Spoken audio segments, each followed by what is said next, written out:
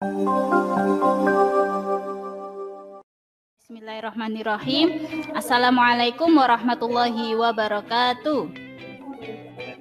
Waalaikumsalam warahmatullahi wabarakatuh. Sebelumnya terima kasih kepada Ustadz-Ustadzah yang berkenan hadir memberikan waktunya untuk menghadiri presentasi saya terkait diklat yang saya ikuti, salah satu program dari P4TK yang berada di Bandung, di mana kegiatan ini saya lakukan kurang lebih selama 12 hari. Nanti saya akan presentasi kegiatannya seperti apa, kemudian ada praktikumnya juga, praktikumnya seperti apa nanti akan saya sampaikan. Semoga ini bisa menginspirasi ustadz-ustadzah semuanya dalam melakukan pembelajaran IPA. Sebelumnya ustadz-ustadzah saya absen terlebih dahulu guys, nanti minta tolong dibuka kameranya. Kalau sekarang kameranya sedang ditutup, ketika saya panggil namanya mohon dibuka. Yang pertama Ustadzah Fenty Levitasari. Hadir Ustazah. Terima kasih Ustadzah sudah hadir. Ustadzah Erven Hamida. Sudah masih pasang headset. Oh iya, ya tidak apa-apa, terima kasih. Ini Ustadzah Vita. Ustadzah Vita. Nggih, Ustadzah hadir. Ya, terima kasih Ustadzah Renita. Ya, Ustadzah hadir, Ustadzah. Terima kasih Ustadzah sudah hadir. Ustadz Alif. Assalamualaikum Ustadzah. Waalaikumsalam. Baik, karena sudah lengkap Ustadz-Ustadzah, saya akan mulai mempresentasikan PPT saya. Jadi Ustadz-Ustadzah di sini adalah saya akan presentasi terkait kegiatan yang saya ikuti yang bernama Didamba, yaitu salah satu program dari P4TK Bandung, Kemendikbud Jakarta. Istilahnya ini adalah diseminasi. Jadi diseminasi itu semacam pengimbasan, jadi penyampaian apa yang sudah saya terima dari diklat ini kepada teman-teman sejawat yang khususnya mengajar IPA. Nah, ini saya mengikuti Didamba ini materi khusus suhu dan kalor. Ini adalah Kepala P4TK IPA, jadi Bapak Enang Ahmadi, SPD MPD. Ini beliau ada fotonya. Kemudian ini adalah karena Didamba ini yang saya ikuti angkatan 5 dari tanggal 17 sampai 28 Februari ini adalah angkatan ke-5. Ini foto-foto yang ada di sini merupakan teman-teman yang sudah lebih dulu mengikuti Didamba ini. Tujuan umum dari kegiatan Didamba ini adalah meningkatkan kemampuan PTK atau pendidik dan tenaga kerja IPA dalam melaksanakan tugasnya melalui peningkatan kompetensi serta memiliki performa sebagai pendidik dan memimpin bagi peserta didik dan warga sekolah. Intinya untuk meningkatkan kemampuan kita sebagai guru IPA. Kemudian hasil yang diharapkan nanti setelah adanya diklat ini adalah meningkatnya kompetensi profesional dan atau pedagogik peserta dalam pembelajaran IPA atau fisika, kimia, biologi sesuai dengan kelas yang diikuti. Meningkatnya kompetensi serta dalam mengembangkan media pembelajaran IPA berbasis TIK. Karena di sini yang dibuka adalah tidak hanya mapel IPA untuk SMP, tapi juga ada untuk SD, untuk fisika, guru-guru SMA, untuk kimia, biologi juga untuk guru-guru SMA, dan juga ada yang terkait TIK. Nah ini untuk waktunya sendiri tanggal 17 sampai 28 Februari selama kurang lebih 12 hari dengan durasi 36 JP dengan estimasi waktu 3 JP per hari. Sasarannya ini seperti yang saya sampaikan tadi mulai dari guru SD, SMP, SMA, dan SMK. Ini caranya kalau ustadz-ustadzah ingin mengikuti, jadi harus punya akun dulu dari Didamba ini, dari P4TK IPA, namanya teman IPA ya, jadi namanya sangat sangat ini ya, merangkul kita sebagai guru-guru IPA, namanya teman IPA. Nah, ini tabel ini Ustadz-Ustadzah adalah kegiatan secara umum. Yang pertama, pada saat hari pertama kita ada pembukaan, kemudian ada penjelasan tentang teknis di dambanya seperti apa, atau diklatnya nanti seperti apa. Kemudian kegiatan pokoknya ada 3 materi, nanti saya jelaskan materinya apa saja. Kemudian yang terakhir adalah program diseminasi, yaitu pengimbasan kepada teman-teman sejawat guru-guru IPA. Kemudian yang terakhir ada evaluasi dan tes akhir ya, kalau ada di awal ada post test, di awal ada pre test, di akhir ada post test. Ini kegiatan kita ada di LMS, jadi di Damba ini memiliki platform sendiri LMS, di mana ada di situ dijelaskan nanti kita ada kegiatan sesi pendahuluan, kemudian sesi inti, ada 3 sesi, kemudian yang terakhir adalah sesi penutup. Nah, ini sesinya, jadi ada pendahuluan, sesi 1 sampai sesi 3, sesi penutup, dan sesi diseminasi. Ini sekarang kita sedang diseminasi. Untuk pendahuluannya, seperti yang saya sampaikan tadi, ada pretest pada saat kita setelah pembukaan, kita langsung mengerjakan pretest, kemudian ada forum perkenalan, jadi di LMS-nya itu kita memperkenalkan diri, jadi semacam grup seperti itu, kita bisa menanggapi, kita bisa membuka forum, membuat sebuah perkenalan, kemudian teman-teman menanggapi, semacam itu.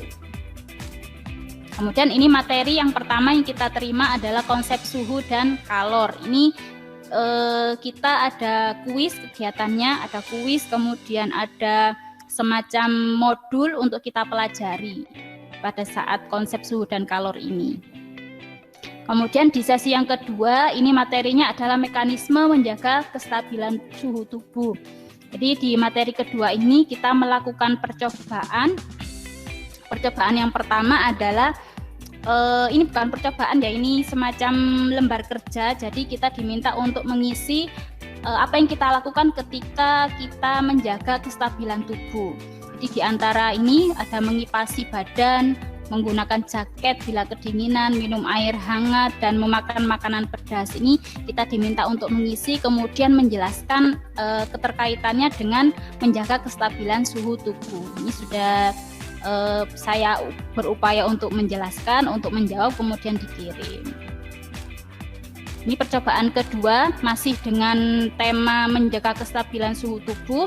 Jadi di sini ada alat termometer badan. Ini juga saya sudah menyediakan. Jadi percobaannya ketika kita ambil sampel 1, ini kita pengukurannya kepada manusia. Jadi yang pertama, sesi yang pertama ini kita mengukur suhu badan awal berapa, kemudian sampelnya tadi kita kita beri air es gitu, kita dekatkan, ditaruh di leher, kemudian kita ukur suhu setelah kita tempelkan es itu tadi atau air es itu tadi, kemudian diukur suhunya. Kemudian setelah itu kita ganti, yang ditempelkan di leher itu adalah air hangatnya, kemudian kita ukur lagi suhunya. Dari sini Ustadz-Ustadzah, ternyata dari suhu awal, kemudian suhu setelah ditempel air es, ataupun suhu setelah ditempel air hangat, itu ada perbedaan, tapi perbedaannya sangat kecil, bahkan ada yang sama kalau dari hasil percobaan saya ini. Sedangkan untuk hewan dan benda, kita juga diminta untuk membandingkan. Jadi kalau saya mengukur benda, ketika misalnya ada sendok, kemudian diukur suhu awal, kemudian diberi air panas, diukur lagi suhu akhirnya si sendok tadi, ternyata sangat jauh bedanya. Jadi hampir sama seperti suhu air panasnya. Beda dengan ketika tadi manusia kalau ditempelkan air hangat atau air panas gitu, suhunya tidak terlalu jauh dari suhu awal si badannya manusia itu tadi. Karena di sini manusia memiliki kemampuan untuk menjaga kestabilan suhu dari tubuhnya itu sendiri. Begitu juga dengan hewan juga memiliki kemampuan itu.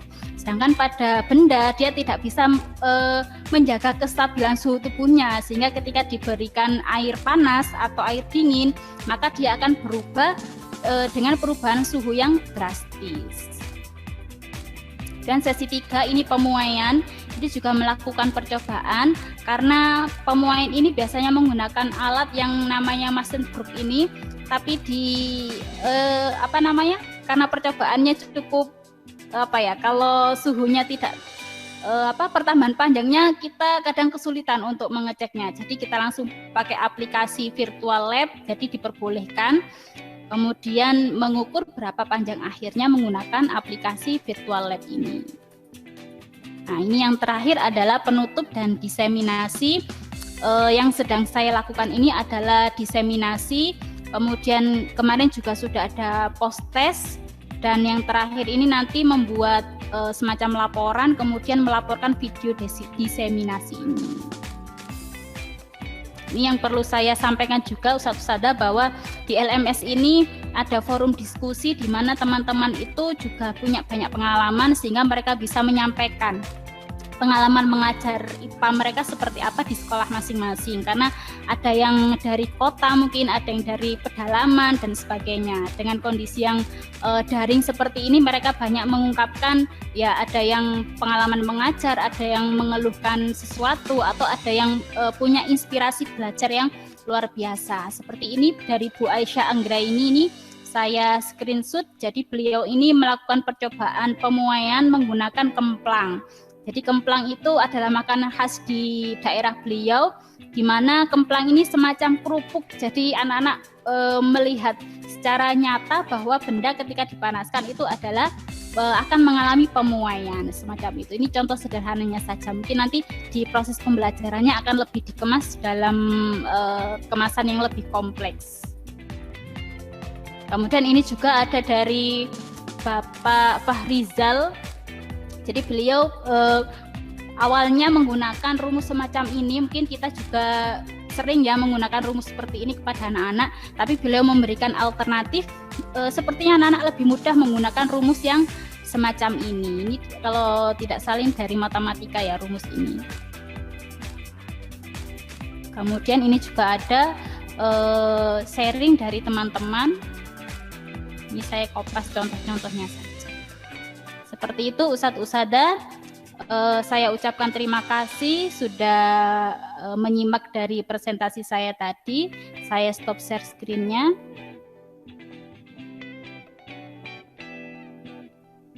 Barangkali dari Ustadz-Ustadzah ada yang mau disampaikan Ustadz-Ustadzah dari kesannya mungkin dari program di Damba ini.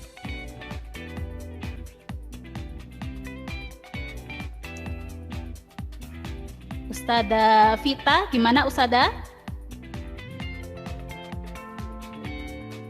Iya Ustadzah. Ini dulu saya pernah ya di kuliah itu waktu kayak simulasi praktek ngajar. Nah, saya ambil tuh materi suhu dan kalor ini. Nah, di situ percobaannya masih sederhana sekali sih kalau dulu pada waktu kuliah. Jadi hanya sekedar merendam tangannya di air hangat, di air dingin sama air biasa, gitu saja. Kemudian nanti bisa merasakan perbedaannya. Tapi kalau ini praktikumnya lebih dimodifikasi lagi gitu ya Ustazah ya. Jadi sambil memakai alat ukur termometer itu tadi. Dan kalau misalnya kita pakai termometer itu insya Allah hasil yang ditunjukkan itu pasti akan lebih akurat. Jadinya nggak hanya sekedar memakai perasaan saja gitu. Jadi memang cocok buat anak SMP yang masih rasa ingin tahunya itu lebih dalam lagi. Oke, Ustadzah. Terima kasih Ustadzah. Mungkin itu tadi inspirasi dari teman-teman kita dan juga hasil dari praktikum tadi juga memberikan inspirasi buat saya sendiri khususnya untuk mengemas praktikum anak ini supaya menjadi lebih menarik dan juga mudah ya, bahkan ketika daring pun anak-anak bisa melakukan misalnya dengan lab virtual tadi itu insya Allah sangat memudahkan ya. Seperti itu Ustadz-Ustadzah, terima kasih atas perhatiannya. Kalau tidak ada lagi yang memberi masukan atau pertanyaan. Kita akhiri. Saya sebagai presentator di sini, saya mohon maaf apabila ada kesalahan. Saya akhiri. Wassalamualaikum warahmatullahi wabarakatuh. Waalaikumsalam warahmatullahi wabarakatuh.